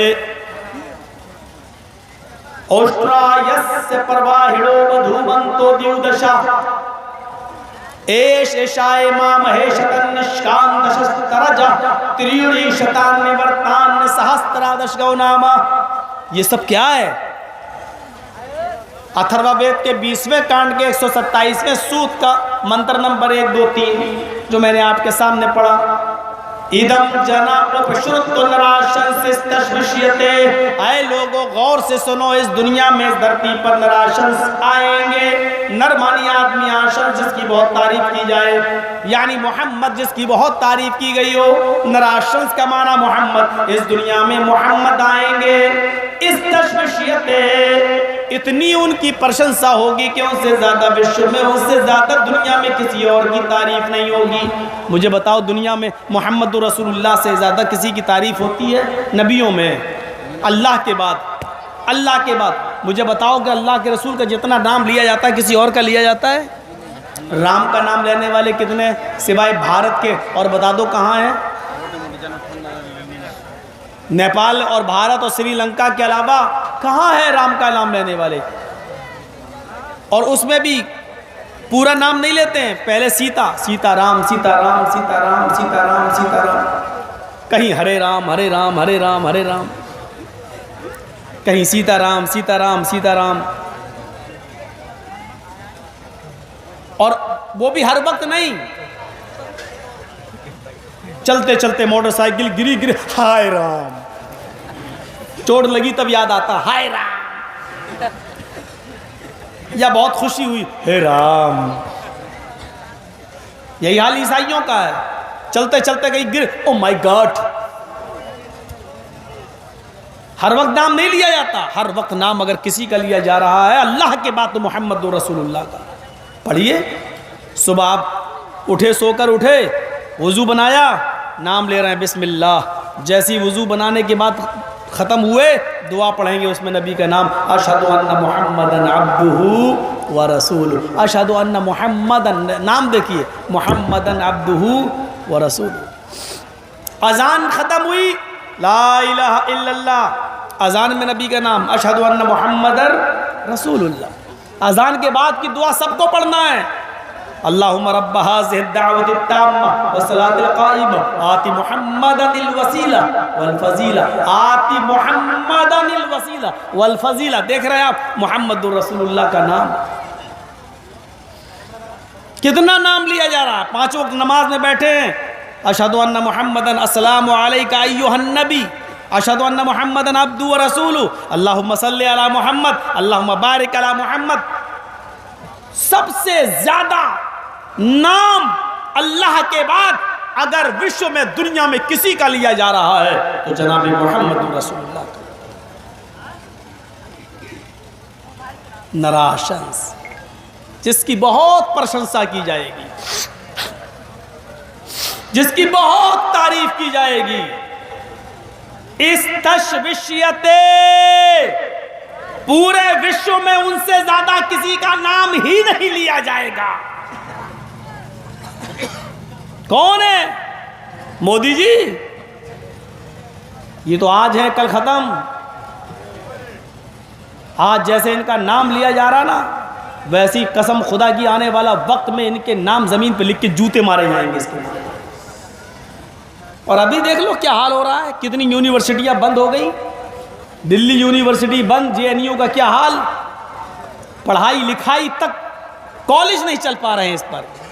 ये मीडिया वालों को इतना पैसा भर दिया, कर्जा हो गया। कहां से लाए इतना पैसा? अर्थव्यवस्था कहां पहुंच गई?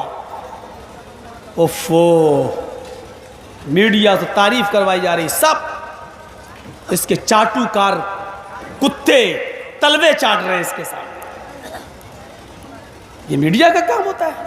मीडिया का काम होता है हुकूमत से सवाल करना। मीडिया का काम ये नहीं होता मोदी जी आप कितना सोते हैं, काम कितना करते हैं, आप खाना क्या खाते हैं। ये सवाल हो रहे हैं। सवाल तो ये होना चाहिए, मोदी जी ये बताइए, समान नागरिकता बिल जो आप लाने की सोच रहे हैं, उसमें अगर सबको एक बीवी रखने का अधिकार है, एक से ज्यादा रखे तो मुजरिम। जब ये कानून आप पास करा दें तो एक बीवी सबको रखना पड़ेगी, एक बीवी अगर ना रखे तो दो बीवी रखे तो मुजरिम। जब सबके लिए कानून बन जाए तो आप ये बताइए जिसकी एक भी ना हो तो उसको क्या सजा मिलनी चाहिए? या अंजना ओम कश्यप जैसी औरतें क्यों नहीं पूछ रही सवाल? और बताइए इंदिरा गांधी ने राजीव गांधी को पैदा किया तो कम से कम देश का प्रधानमंत्री बना कि नहीं बना? वो अलग बात है कि हत्या कर दी गई। इन लोगों ने जो बच्चे पैदा किए वो देश की सेवा, ये देश की सेवा करेंगे मोदी जी? इनकी कोई औलाद होती तो बताओ देश का प्रधानमंत्री बनती, कुछ बनती, देश है ही नहीं, क्या करेंगे देश की सेवा? ये गए राम राम सत्य, इनका नाम भी राम राम सत्य, कुछ नहीं। ये हाल है आज हमारा। मीडिया मीडिया मीडिया ऐसी चाटुकार मीडिया बन गई। ये तो कमीने इतने गंदे हैं ना, कोई आदमी अगर डूब रहा हो और ये मीडिया वाले वहां पहुंच जाएं तो उसको बचाएंगे नहीं। वो कह रहा बचाओ बचाओ, ये उसके मुंह में कैमरा घुसड़ के पूछेंगे तुम्हें कैसा लग रहा है, डूबते हुए पूछेंगे तुम्हें कैसा लग रहा है, अच्छा लग रहा है कि नहीं लग रहा है। इनको उस वक्त भी खबर चाहिए, ये इनका हाल है। और इतनी बेइज्जती हो रही है, इतनी बेइज्जती हो रही है, फिर भी अकल ठिकाने पर नहीं आ रही। क्यों? 100 करोड़ रुपया लगता है तब एक चैनल बनता है। सोचो कितना रुपया दिया होगा, कितना रुपया। अर्थव्यवस्था जाएगी तो कैसे नहीं जाएगी, खराब क्यों नहीं होगी? इनका नाम होगा इस तशवीशियत पूरे विश्व में जिसका नाम होगा उससे ज्यादा किसी का नाम नहीं।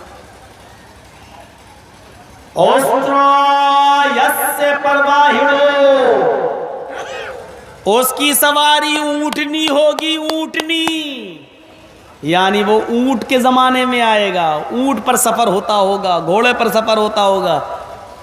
आज वो गाड़ियों पर घूमने वाला ज़माना आ गया है। आज के ज़माने में नहीं। आपकी किताब हिंदू भाइयों कह रही है कि अंतिम ऋषि कब आएगा? जब ऊंट का ज़माना होगा। ऊंट, वो उसकी सवारी ऊंट होगी।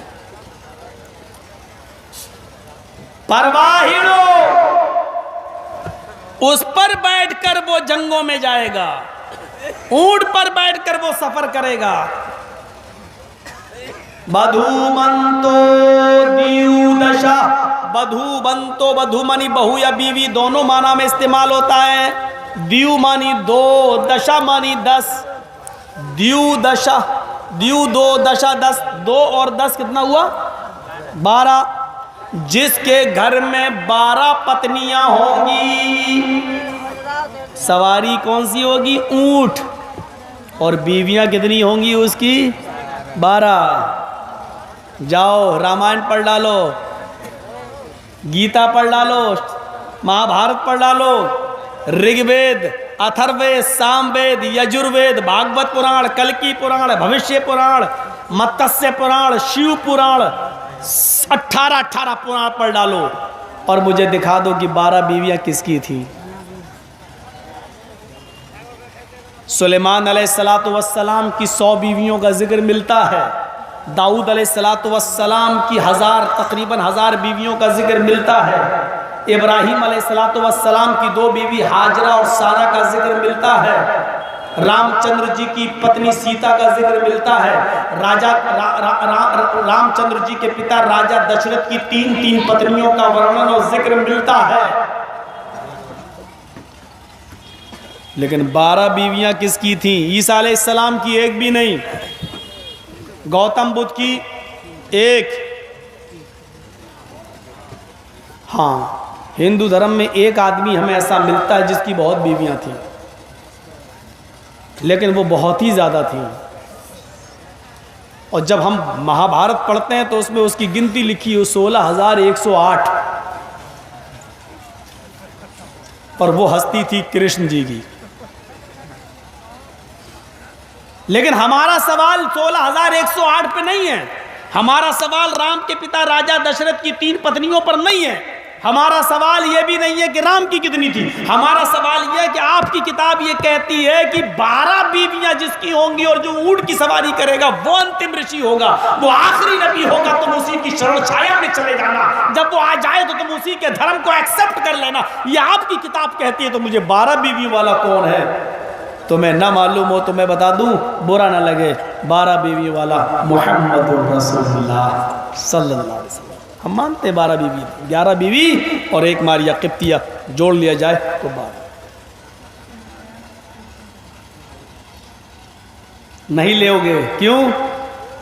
हम मुसलमान हैं इसलिए, हम दे रहे हैं इसलिए। और नहीं लोगे तो तुम्हारे न लेने से वो चीज मिट नहीं जाएगी, तुम्हारी किताबें गला फाड़ फाड़ के चीखती रहेंगी कि 12 बीवी वाला आखिरी नबी होगा। शेषाए मामहे, तीसरा मंत्र देखो, उस मामहे को देखिए, यहां मोहम्मद सल्लल्लाहु अलैहि वसल्लम का नाम मामहा आया है, कहीं नराशंस, कहीं मामहा, कहीं उन्मा, कहीं सर्वउन्मा, कहीं अहमद, कहीं अहमद, कहीं महमद, कहीं महमिद, कहीं मोहम्मद, कहीं नराशंस, ये सब नाम आए हैं। यहां क्या आ रहा है? एश, ऐ लोगो, ऐशाए ईश्वर देगा, मामहे, मामह ऋषि को, मोहम्मद को क्या देगा? त्रीणी शत वर्तान, त्रीणी 3, शत 100, वर्तान घोड़े, क्या देगा? ईश्वर मामह को 300 घोड़े। सहस्त्रादश त्रीणी शत वर्तान, शेषाए मामहे शतन निष्कान, पहले शतन है, शतन, शत मानी 100, निष्कान हार, 100 सोने के सिक्के। अल्लाह मोहम्मद को क्या देगा? 100 सोने के सिक्के। शतन निष्कान, दशस्तरजा, दशस्तरजा, 10 मानी 10, इस तरजा हार, और 10 हार। अब गौर करना, ये 4 चीजें मैं बता रहा हूं, मैं अब किसी को भी खड़ा करके ये 4 चीजें पूछूंगा कि कौन कौन सी हैं। जिसकी गर्दन झुकी हुई उसी से पूछूंगा। सोच पहले गिन लेना वो 4 चीजें क्या हैं। अल्लाह मामहा मोहम्मद को देगा, क्या देगा? शतन निष्कान, 100 सोने के सिक्के, पहली चीज। क्या देगा? 100 सोने के सिक्के। दशस्तरजा, 10 हार। त्रीणी शत वर्तान, 300 घोड़े। सुनते जाओ, 100 सोने के सिक्के, 10 हार, 300 घोड़े, दशस्तरजा, शतन निष्कान, दशस्तरजा, त्रिणी वर्तान, सहस्त्रा 10 गौनामा। सहस्त्रा मानी 1000, 10 मानी 10, सहस्त्रा 10, 10,000 गौ गाय नामा देगा। अल्लाह मोहम्मद को 10,000 गाय देगा। 4 चीजें हो गई, 4 चीजें फिर से सुन लो। 100 सोने के सिक्के, 10 हार, 300 गाय, और 300 घोड़े, और 10,000 गाय। या अल्लाह, कितने मालदार होंगे मोहम्मद सल्लल्लाहु अलैहि वसल्लम। इतनी चीजें, मतलब क्या है? गौर से सुनिएगा। इससे मुराद क्या है? अल्लाह मोहम्मद को 100 सोने के सिक्के देगा। सोना बड़ा कीमती होता है, सोना बड़ा कीमती होता है। कभी कभी माँ इसको बड़ी संभाल के रखती है, लेकिन जब बेटे की मेडिकल साइंस में या MBBS में एंट्री होती है, दाखला मिलता है, लेकिन उसमें सोना पैसे नहीं है, लेकिन देना पड़ रहा है, डोनेशन देना पड़ रहा है हमें 20-25 लाख रुपया खर्च, तो माँ उस मौके पर सोना बेच देती है और अपने बच्चे को पढ़ाती है। यानी सोने से भी ज़्यादा कीमती चीज़ क्या होती है? इल्म। तो अल्लाह मोहम्मद को 100 सोने के सिक्के देगा, यानी ऐसे 100 कीमती आदमी देगा जो बड़े इल्मदार, इल्म से लैस होंगे, इल्म हासिल करने वाले होंगे। इशारा है असहाबे सुफ़्फ़ा जो मोहम्मद रसूलुल्लाह सल्लल्लाहु अलैहि वसल्लम के साथ पढ़ते थे, एक चबूतरे पर इल्म हासिल किया करते थे, एक चबूतरे पर बैठकर अल्लाह के रसूल सल्लल्लाहु अलैहि वसल्लम के पास इल्म हासिल करते थे। ये 100, इनकी तादाद 115-116 के इर्द गिर्द थी, क्योंकि लगभग आया अल्लाह मोहम्मद को देगा लगभग 100 सोने के सिक्के। लगभग में कम भी हो सकता है, ज़्यादा भी हो सकता है। तो 100 सोने के सिक्कों से मुराद असहाबे सुफ़्फ़ा जो नबी से तालीम हासिल करते थे।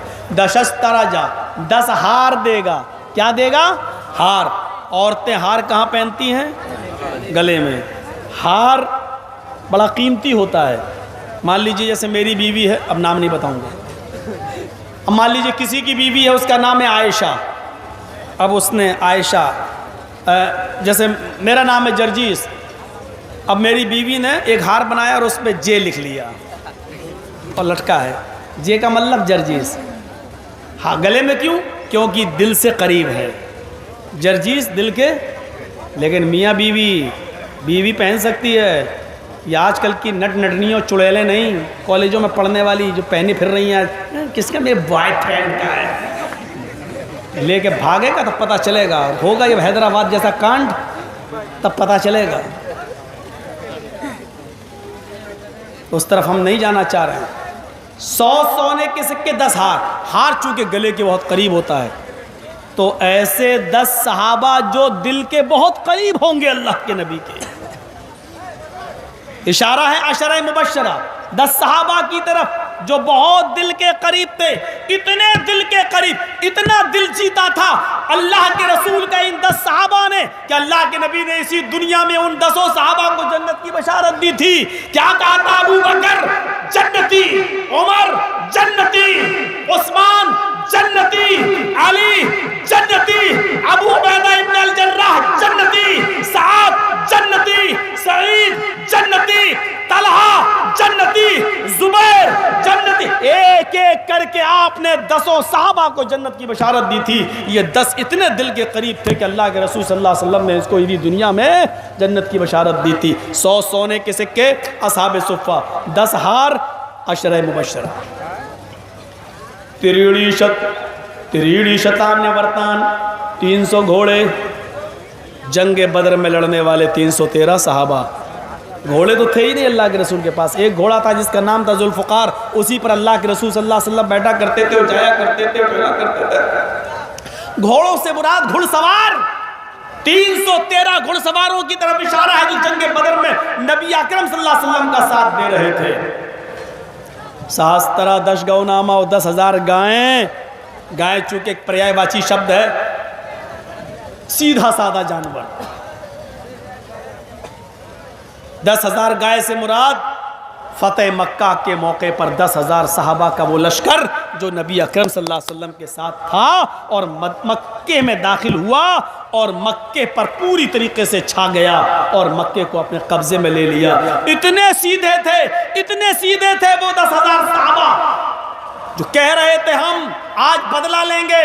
जिन लोगों ने हमें हमारे घरों से, हमारे मकानों से निकाला, हमारी जमीनों से बेदखल किया और मदीने जाने पर मजबूर किया, आज हम बदला लेंगे। अल्लाह के नबी का ऐलान होता, ला तसरीबा अलैकुमुल यौम, आज किसी से कोई बदला नहीं लिया जाएगा।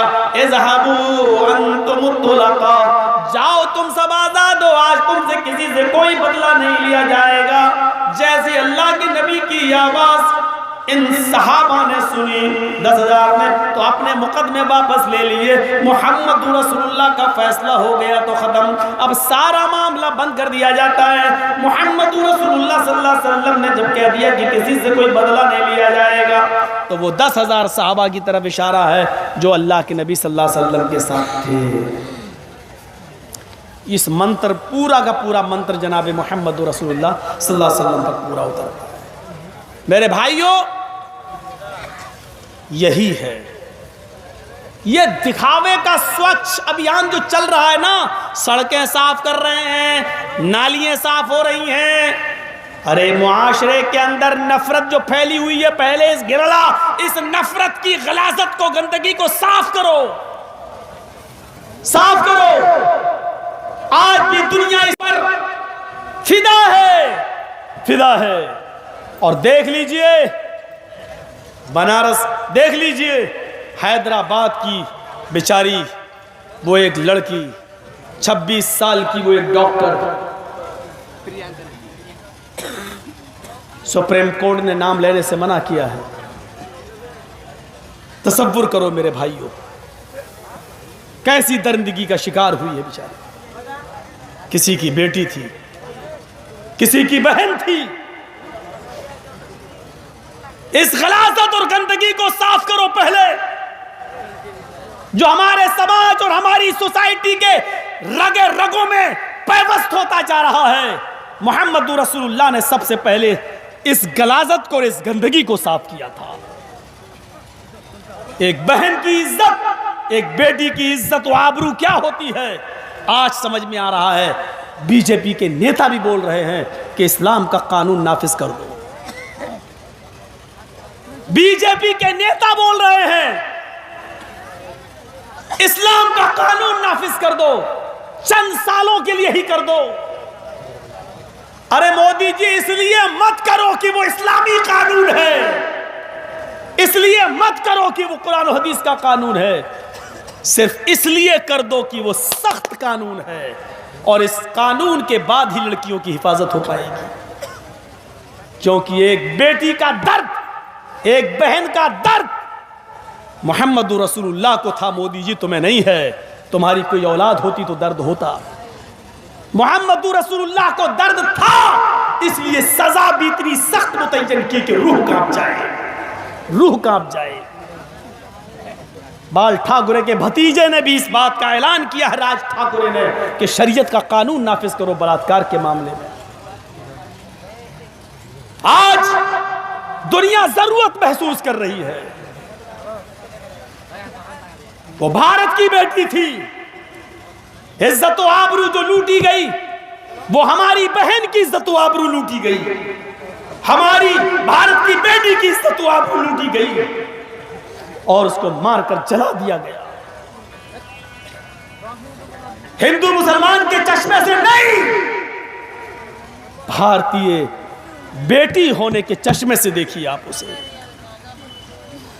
मौलाना जर्जीस मांग करता है, हम अपने इस इजलास की तरफ से और जलसा कमेटी की तरफ से और मगरिबी यूपी के अमीर होने की हैसियत से ऐलान करते हैं और हुकूमत वक्त से ये डिमांड करते हैं, ये मांग करते हैं कि उन चारों के लिए अगर इस्लाम के कानून से बढ़कर भी कोई कानून हो, इससे बढ़कर भी कोई सजा हो, तो वो आप दीजिए, मंजर आम पर दीजिए, चौराहे पर दीजिए, पब्लिक के बीच में दीजिए, ताकि फिर इस सजा को देखकर कोई दूसरा फिर किसी की मां, किसी की बहन, किसी की बेटी पर गलत नजर न डाल सके।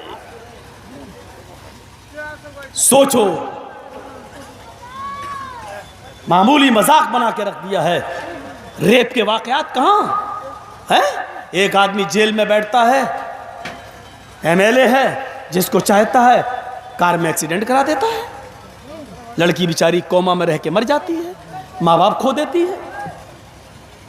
सोचो, हमारा देश, हमारा मुल्क किस सिमत की तरफ जा रहा है। मोदी जी, अच्छे दिन का वादा करके, अच्छे दिनों का सपना दिखाकर आप मंजर आम पर आए हो। हमें अच्छे दिन दो। ये अच्छे दिन नहीं है, अच्छे दिन नहीं है। 6-6 साल की बच्चियों के साथ रेप, कठुआ में 8 साल की बच्ची के साथ रेप, राजस्थान के अंदर 6 साल की बच्ची के साथ रेप। कहां जा रहा है हमारा देश? किस सिमत में जा रहा है हमारा देश? सफाई करना है तो पहले उस गलाजत की और गंदगी की करो जो हमारे दिलों में भरी पड़ी है, कभी नफरत की शक्ल में, कभी रेप और बलात्कार की शक्ल में, कभी हमारी खोपड़ियों में घृणा और नफरत की शक्ल में। पहले इस गलाजत को साफ करो।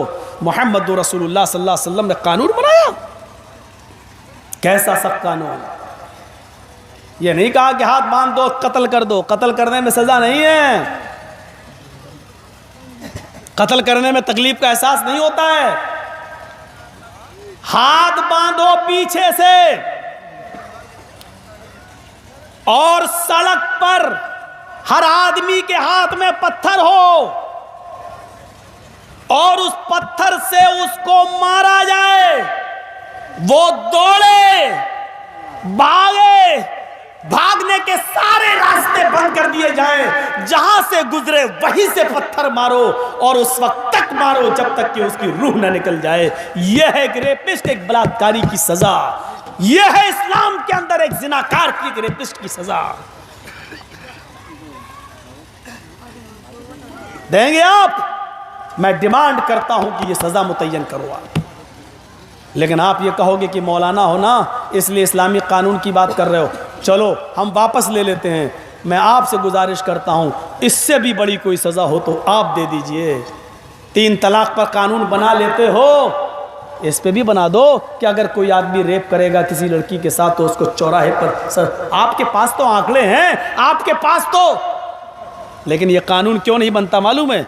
ये कानून अगर बन गया तो इनके आधे आंकड़े तो ख़त्म हो जाएंगे। रेप सब तो रेपिस्ट ही हैं अक्सर, सभी इन्हीं को पत्थरों से मार मार के ख़त्म कर दिया जाएगा तो पार्लियामेंट में झुंझुने बजेंगे, रह क्या जाएगा। तो मेरे भाइयों, इस कानून की ज़रूरत है। इससे भी सख्त कानून अगर कोई बना सकते हो तो बनाओ। मेरे भाइयों, लोग सुन रहे हैं, दिल दहल गया, दिल बेचारी घर की तरफ आ रही हो, रात के अंधेरे में आ रही हो, सोचो तो जरा तसल्ली। स्कूटी खराब हुई नहीं, की गई, ओफो, मदद के बहाने एक लड़का जा रहा है और वही मास्टर माइंड हो। तसव्वुर करो कि वो अपनी बहन को फोन कर रही है कि मुझे डर लग रहा है, क्या बीती होगी उसके ऊपर। एक एक करके जब चारों भेड़ियों ने उसकी अस्मत को तार तार किया होगा तो क्या गुजर रही होगी। और उसके बावजूद भी वो भीख मांग रही हो अपनी जिंदगी की हाथ जोड़कर, और दरिंदों को रहम ना रहा हो। वो जो भी हो, जो भी हो, धर्म के चश्मे से मत देखो, जो भी हो सख्त से सख्त सजा दो, मंजर आम पर सजा दो, बनाओ कानून। हम स्वागत करेंगे तुम्हारे कानून का, लाओ कानून।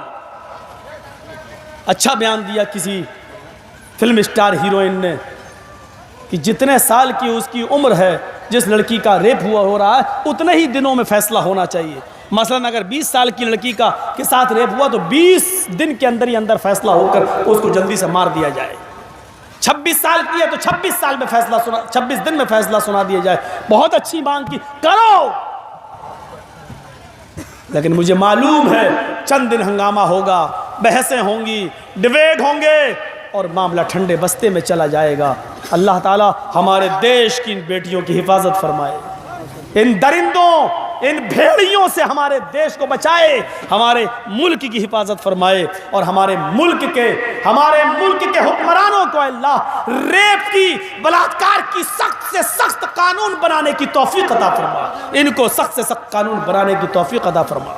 मेरे प्यारे साथियों, मैंने खींच तान कर थकने के बावजूद आपका 2.25 घंटा पूरा किया है। अब आगे हमारी हिम्मत नहीं, आप भी जा रहे हैं, तो इसलिए मेरे दोस्तों, मेरे दोस्त बुजुर्गों, मेरे भाइयों, मेरी गुजारिश है आपसे कि आप इस तकरीर को, आप इसको जो है अपनी ज़िंदगी में लाइए। मोहम्मद रसूलुल्लाह का प्रचार दूसरों तक भी कीजिए और गैरों को बताइए।